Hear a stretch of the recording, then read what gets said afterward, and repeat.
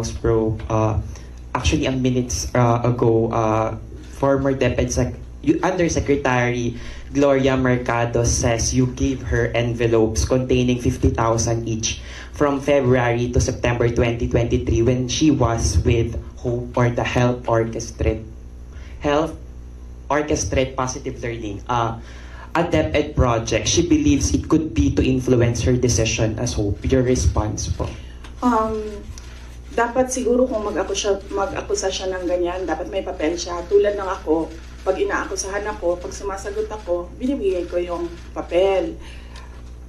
Gloria Mercado is a disgruntled former employee of the Department of Education. She was let go because of loss of trust and confidence sa Office of the Secretary.